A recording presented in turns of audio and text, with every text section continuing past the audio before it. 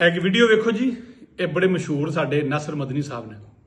इन्हां दी लोकां ने गड्डी डकी है ते जनाब उन्हां दी गड्डी दे बोनट ते हत्थ भी मार रहे ने, शीशे ते भी हत्थ मार रहे ने, बाहर आउण दा भी कह रहे ने।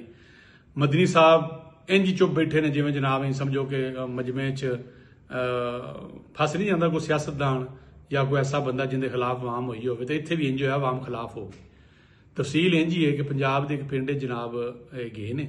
इन्हां उत्थों उन्हां दे मुताबिक 40,000 रुपये च गल मुक्की सी। इन्हां उत्थे पहुंचना सी 12 वजे। तो जिवें मौलवियां की एक आदत होंदी है, सारी गल एक जगह ते उन्होंने टाइम दिता है, फिर दूजा तीन तीन ते जलसे करते हैं।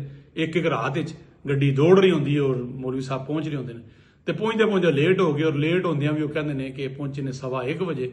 आउंदियां फिर इन्होंने रोटी पानी है लंगर पानी किया, वह करद्या 1:30 हो गए।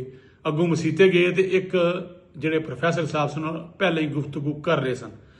तो ਜਿਹੜਾ बंदा स्टेज पर बैठा ਹੋਵੇ ਆਂਦਾ ਜਿਹਨੂੰ तकरीर आई ਹੋਵੇ ਉਹ तो फिर अपनी करके छड़दा।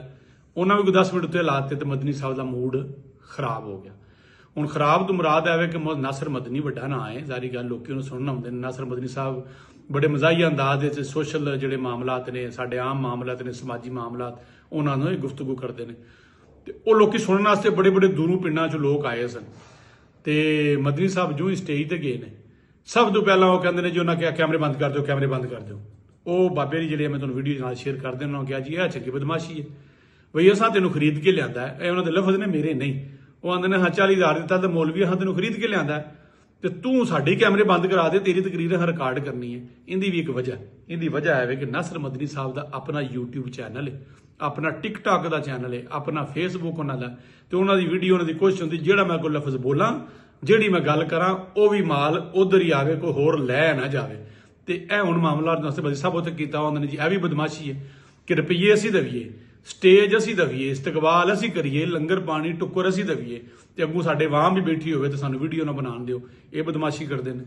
दूजा जनाब वो आंदे ने, फिर उन्होंने 10 मिनटां बाद कहा जी नहीं जी मेरा टाइम जिहड़ा ना वो हो गया। तो दसो की बदमाशी उन्होंने तकरीर नहीं की, लोगों को उवें जिवें लोकी तवक्को कर रहे सन कि यह गल करनगे, बात करनगे, उन्होंने नहीं की। तो यह जी वीडियो तुहानूं मैं शेयर कर रहा, यह उन्होंने जान की जो लोगों ने उन्होंने रोकया। तो यह पिंड के जो बुजुर्ग ने कहते हैं बड़ी मुश्किल नाल जान छुड़ाई है। तो कहते हैं उम्मीद है जिहड़ी नासर मदनी नाल इस पिंड च राती होगी है ना, अगों इन्हां पिंडां दे नेड़े नेड़े भी नासर मदनी कदरी आवेगा नहीं। तो जे इन्हूं कोई बुलावेगा ना तो फिर असीं पुछांगे कि क्यों आया। तो बहरहाल अभी इंदे मुताबिक तो बाबे दी बड़ियां सख्त गल्लां करके ने। आंदे ने ये भी हुण बिजनेस ही है, कारोबार ही है। ये हुण जिहड़े ये कारोबार करके सारिआं नूं दीन सिखांदे ने या गल करदे ने, ये उन्हां दा बयान है। अल्लाह ताला रहम करे। तो नासर मदनी साहब मशहूर तुसीं बड़े हो, तो मैं भी तुहानूं बड़ा पसंद करना, वीडियो तुहाडी बनी वेखना, खासकर सोहरे जान ते सोहरे आउण वाली। तो तुसीं खुदा दा नां तुसीं ध्यान करो, तो लोग तुहाडे नाल प्यार करते हैं। ऐ जुल्म ना करो, जाओ तो फिर रात ला दिओ, सुबह फजर तक उत्थे रहो। जिवें सुणांदे हो कोई सारी रात तकरीर की तो फजर के टाइम मैं मसीते चला गया। तो इहो जी तकरीर कर दिया करो, लोग तुहाडे नाल प्यार करते हैं। तो जे हसांदे हो ना तो लोगों दुखी भी ना करया करो।